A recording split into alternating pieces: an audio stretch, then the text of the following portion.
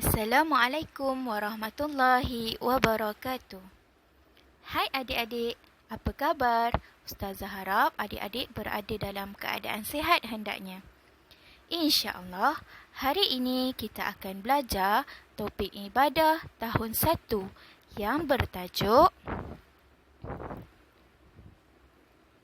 Pengertian Ibadah dan Bahagian-bahagian Ibadah.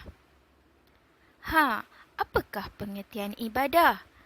Dan apa pula bahagian-bahagian ibadah yang perlu kita pelajari?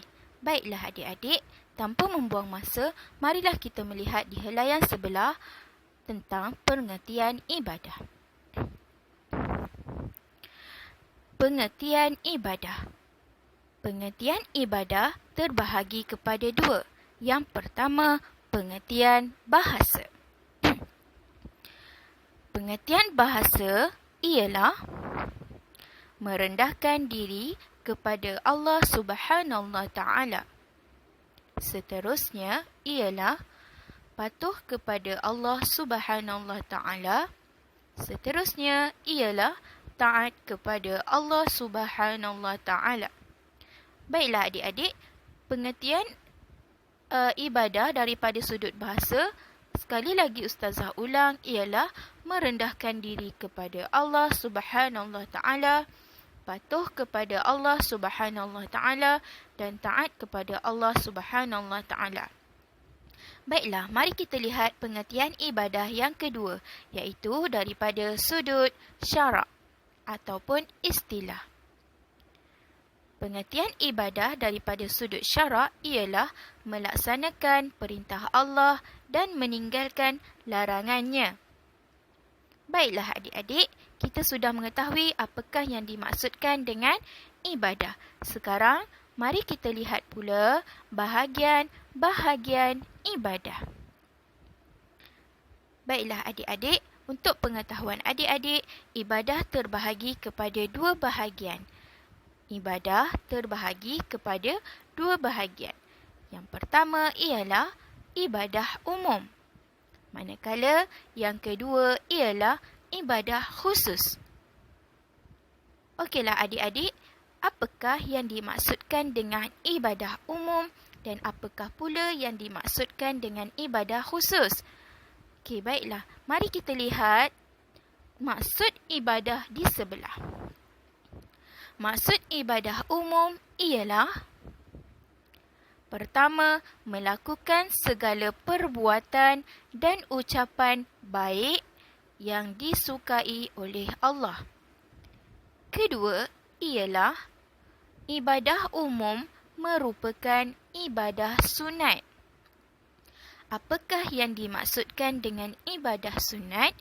Ibadah sunat ialah ibadah yang jika kita laksanakan ataupun jika kita kerjakan akan mendapat pahala. Jika kita tinggalkan ibadah tersebut, ianya tidak mendatangkan dosa kerana ia merupakan ibadah sunat, bukan ibadah yang wajib. Baiklah adik-adik, itu yang dimaksudkan dengan ibadah umum. Baiklah, sekarang kita lihatkan pula apakah yang dimaksudkan dengan ibadah khusus. Maksud ibadah khusus ialah ibadah khusus merupakan ibadah yang wajib untuk dilaksanakan oleh manusia. Semula ustazah ulang, ibadah khusus merupakan ibadah yang wajib untuk dilaksanakan oleh manusia. Ibadah khusus, ibadah yang wajib. Apakah pula ibadah yang wajib? Ibadah yang wajib ialah ibadah yang mesti dilaksanakan dan mesti kita buat.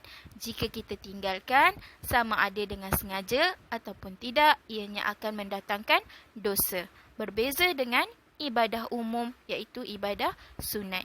Okey, baiklah adik-adik, kita dah mengetahui apakah yang dimaksudkan dengan ibadah umum dan kita dah tahu apakah yang dimaksudkan dengan ibadah khusus. Jadi sekarang, mari kita lihat contoh ibadah khusus terlebih dahulu. Okey, baiklah adik-adik, Ustazah bacakan keterangannya. Ibadah khusus termasuk dalam rukun Islam yang kita telah pelajari. Rukun Islam terdapat 5 perkara. Apakah itu? Mari kita lihat sama-sama di bawah. Pertama ialah mengucap 2 kalimah syahadah. Kedua ialah solat 5 waktu sehari semalam. Ketiga ialah puasa di bulan Ramadan. Dan yang keempat ialah zakat. Yang terakhir, contoh ibadah khusus iaitu ibadah yang wajib ialah mengerjakan ibadah haji.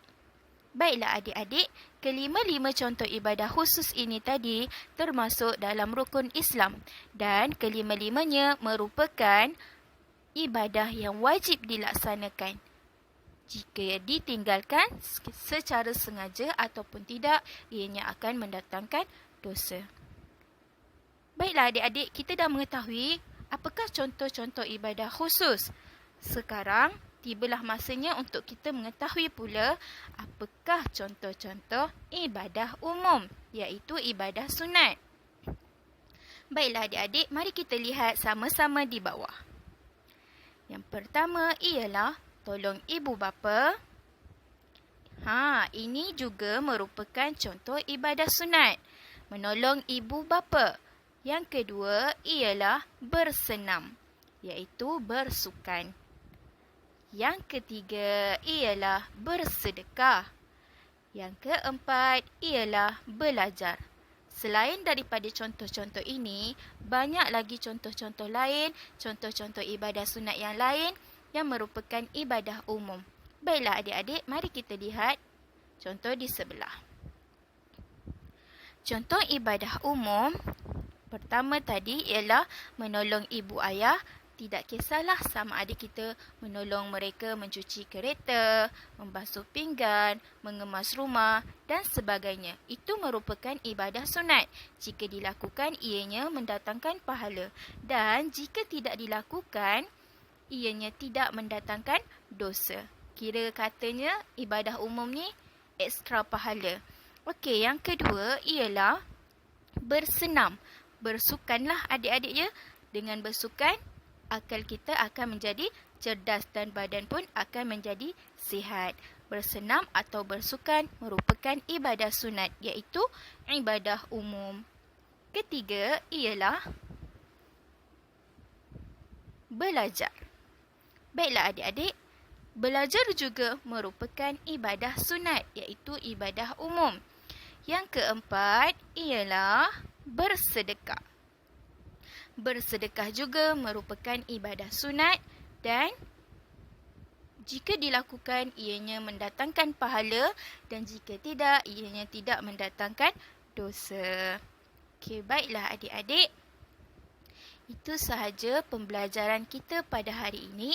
InsyaAllah Ustazah harapkan adik-adik dapat memahami apakah yang dimaksudkan dengan pengertian ibadah umum dan pengertian ibadah khusus beserta contoh-contohnya.